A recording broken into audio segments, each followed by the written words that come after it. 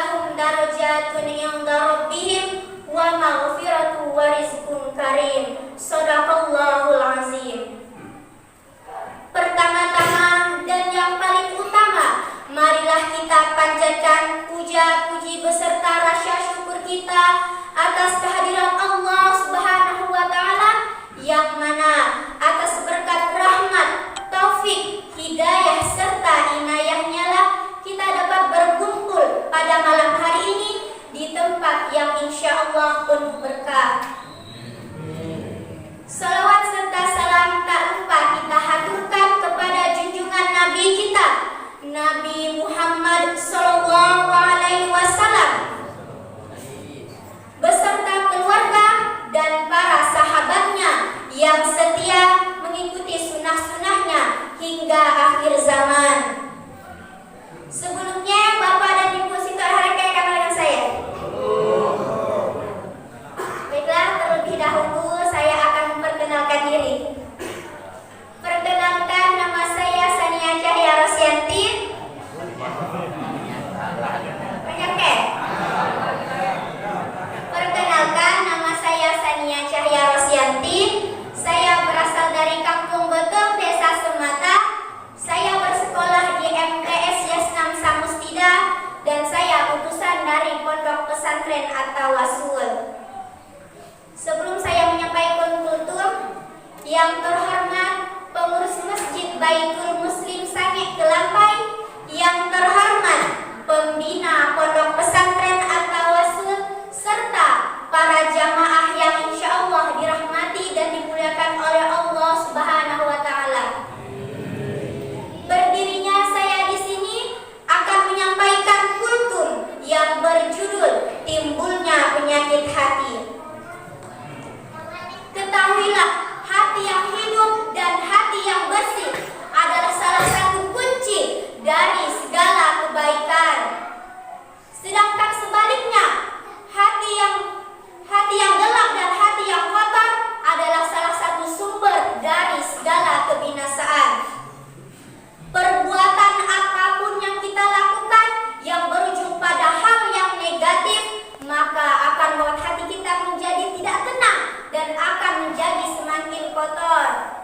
Begitu juga sebaliknya, jika kita melakukan perbuatan yang berujung pada hal yang positif, maka akan membuat hati kita menjadi lebih tenang dan akan bersinar seperti cahaya lampu. Betul ke Pak, Bu? Salah satunya Pak, Bu, ada faktor yang menyebabkan hati kita menjadi keras. Salah satunya banyak berbicara dapat membuat hati kita menjadi keras, sebagaimana sabda Rasulullah SAW yang artinya, janganlah kamu banyak berbicara selain zikirullah, karena jika kamu banyak berbicara selain zikirullah, maka akan membuat hatimu menjadi keras. Dan sesungguhnya orang yang terjauh dari Allah adalah orang yang berhati keras. Bapak Ibu maukah seperti ya? Sering lahir. Kalau Bapak Ibu mau tahu ya, kalau kita sedikit makan membuat hati kita menjadi lunak, mencerdaskan otak, bisa mengurangi nafsu birahi dan melemahkan nafsu amarah. Sedangkan sebaliknya, jika kita banyak makan sampai kekenyangan, maka akan memudaratkan. Sebagaimana apa yang dikatakan Adam bin Ibrahim, barang siapa yang bisa mengendalikan perutnya, maka ia bisa mengendalikan agamanya. Dan barang siapa yang bisa mengendalikan rasa laparnya, maka ia bisa menguasai akhlak-akhlak yang baik. Bapak Ibu mau seperti ya? Mau. Ada sebab itu Pak, Bu, kita diperintahkan oleh Allah Subhanahu wa taala untuk berpuasa 1 bulan dalam 1 tahun. Untuk apa? Seperti yang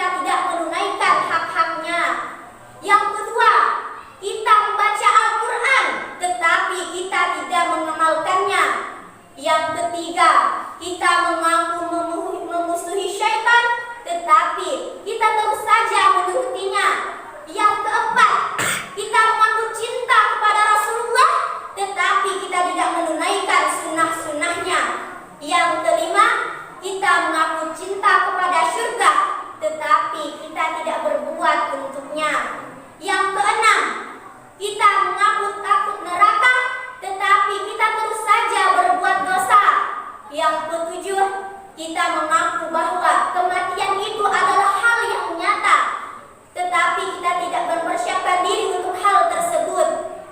Yang kedelapan, kita memakan rezeki Allah dengan begitu banyak, tetapi kita lupa untuk bersyukur. Yang kesembilan, kita terus saja membicarakan aib orang lain, tetapi kita tidak melihat diri kita sendiri. Yang kesepuluh, kita mengubur orang mati, tetapi kita tidak mengambil pelajaran darinya. Mudah-mudahan jamaah yang berada di Masjid Baitul Muslim Sayang Kelapa itu bukan termasuk 10 perkara tersebut. Amin ya rabbal alamin. Jamaah rahimakumullah, selain 10 perkara tersebut ya Pak, Bu, ada hal yang lain yang dapat hati kita menjadi keras. Tahu ya Bapak Ibu ya apa? Salah satunya ya Pak, Bu, kita memakan barang yang haram dan kita terus saja melakukan perbuatan dosa.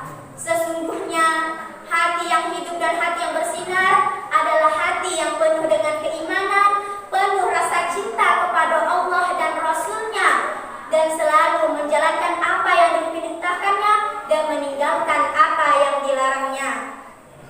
Jamaah rahimakumullah, oleh sebab itu, marilah kita bersama-sama pada bulan suci Ramadan ini memperbaiki akhlak-akhlak kita, menjauhi diri dari sifat penyakit hati, dan selalu melakukan hal-hal yang bermanfaat seperti memperbanyak membaca Al-Quran, memperbanyak bersedekah, dan memperbanyak bersolawat kepada Nabi Muhammad SAW. Karena apa Pak Bu?